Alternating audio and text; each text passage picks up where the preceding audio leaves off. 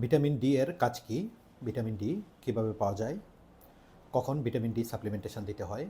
Vitamin D এর অভাবে বাচ্চাদের কী কী সমস্যা হতে পারে? ভিটামিন ডি ছোট বড় সকলের জন্য অত্যন্ত প্রয়োজনীয় একটি ভিটামিন। ভিটামিন ডি এর কাজের ব্যাপ্তি অনেক বেশি।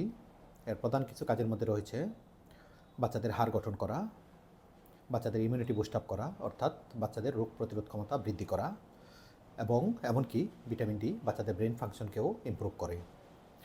এবার আসি ভিটামিন ডি কীভাবে পাওয়া যায়। মনে রাখতে হবে ৮০ থেকে ৯০ ভাগ ভিটামিন ডি বাচ্চাদের স্কিনেই তৈরি হতে পারে এবং বাকি ১০ থেকে ২০ ভাগ ভিটামিন ডি খাবারের মাধ্যমে দিতে হয়।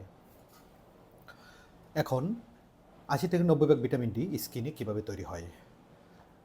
এখন যে কোনো একটা বাচ্চাকে আপনি যদি খালি গায়ে প্রতি সপ্তাহে অন্তত ৩০ মিনিট সকাল ১০টা থেকে বিকাল ৩টার মধ্যে যে রোদ থাকে ওই রোদে যদি বাবুকে রাখেন, আবারও বলতেছি সকাল ১০টা থেকে বিকাল ৩টা পর্যন্ত যে রোদ থাকে এই রোদে যদি বাবুকে 30 মিনিটস রাখেন তাহলে বাবু ৮০ থেকে ৯০ ভাগ ভিটামিন ডি সানলাইট থেকেই পেয়ে যাবে।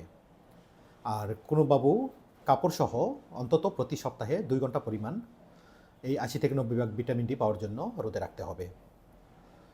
আর অনেক সময় দেখা যায় যে অনেক বাচ্চাকে রোদে আনা পসিবল হয় না যে কোনো কারণে।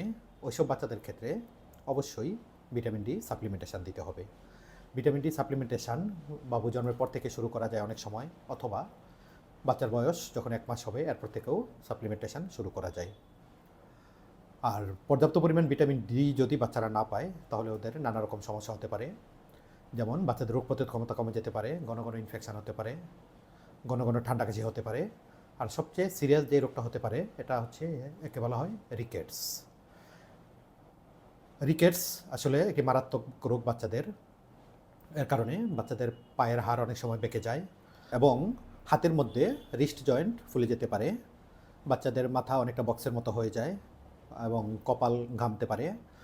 চেস্টের মধ্যে অর্থাৎ আমাদের যে রিবকেস আছে এর হাড়গুলো অনেক সময় ফুলা ফুলা হয়ে যেতে পারে। ঘন ঘন বাচ্চাদের ঠান্ডা কাশি লাগে।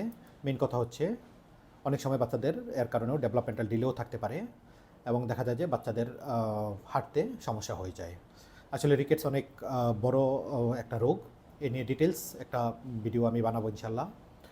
আর এ কারণেই বাচ্চাদেরকে ভিটামিন ডি ডেফিসিয়েন্সি থেকে অর্থাৎ ভিটামিন ডি এর ঘাটতি থেকে অবশ্যই রক্ষা করতে হবে। আজকের ভিডিওটি অনেক ইনফরমেটিভ। যদি ভিডিওটা ভালো লাগে সবার সাথে শেয়ার করবেন। আর আমার ফেসবুক পেজ, ইউটিউব চ্যানেল এবং টিকটক চ্যানেলে লাইক, কমেন্ট এবং শেয়ার করে পাশে থাকবেন। ধন্যবাদ।